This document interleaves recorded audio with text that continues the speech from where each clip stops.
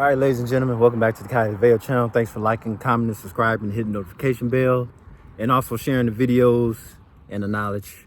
It's been a long time since I did one of these videos, the neighborhood walk videos, where the sun is just glistening, shining on your face, sun, oily skin, whatever, and all that. But check this out, though. Check this out. So they're telling everybody to buy a home, but not to buy a new car. I find that very bizarre because it's like a home now, well, typically in this neighborhood, all these homes over here are near 2 million and more.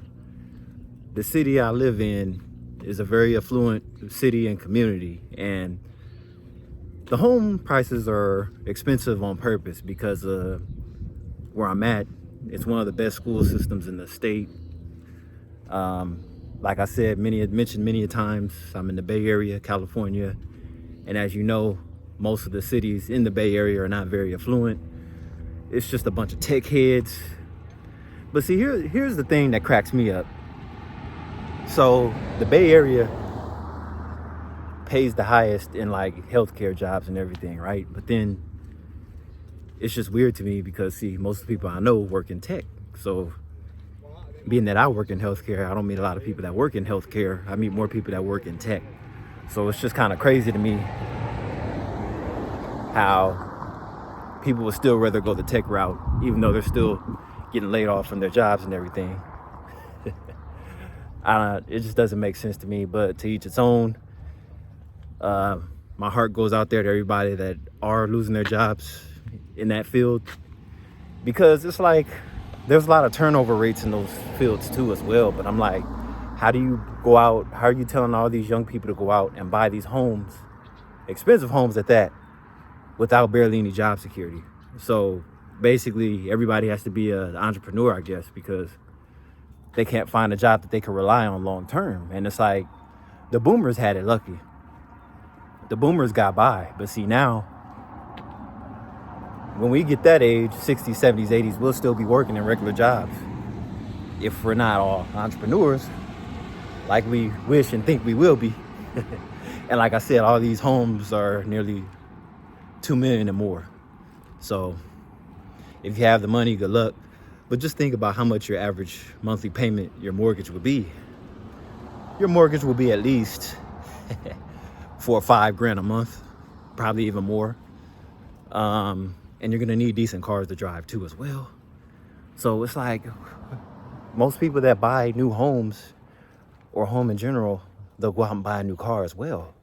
Because what sense does it make to have a nice home and cars that barely even run?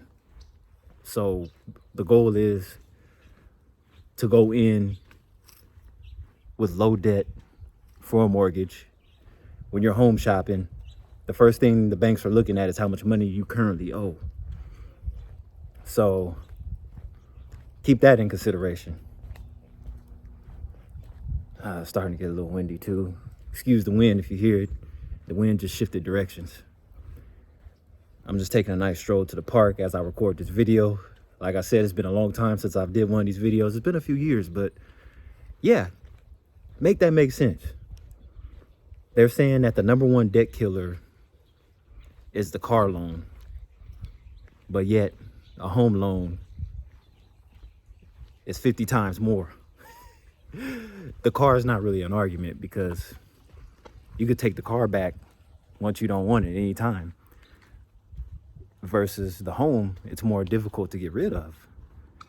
So I think I'll take the car note and living with family over having the burden of a home that I no longer want. Yeah. And see, being that I'm single and I don't have any kids, it wouldn't make sense to me to have a home like one of these anyway. I'm in a townhouse complex around the corner from these beautiful homes. But anyway, yeah, that and the debt-free thing, that's a whole nother conversation, because when I hear live debt-free, that's scammer language to me. If you're debt-free, you're either a trust fund baby or you just ain't doing shit. Anybody that's debt-free is living with a fat woman with like 5 kids. That's the only way you're gonna be debt free. I mean, come on now, let's keep it real. We all see these entrepreneurial videos floating around on YouTube talking about how you could be debt free, do this, do that. Well, if it was that easy, wouldn't more people be doing it? Yeah. So yeah, don't believe these dumbass YouTubers that post all these videos about being debt free and everything, because see, whatever they're doing, have you noticed that they don't really go into detail what they're doing and how they did it? So that's how you know they're automatically scamming. And then next thing you know, their faces ends up on CNN. So I'm like, what are we just listening to? This guy was just talking all this junk about how we could live debt free. So these people are living a lie, and they'll do anything to get views. So clickbait, yada yada. So yeah, don't. The biggest wealth killer is the car. That's bullshit.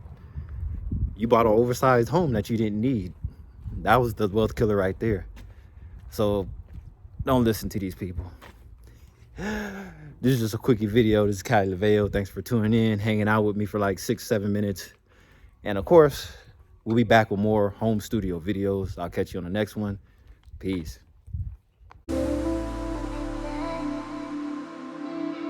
Thank you.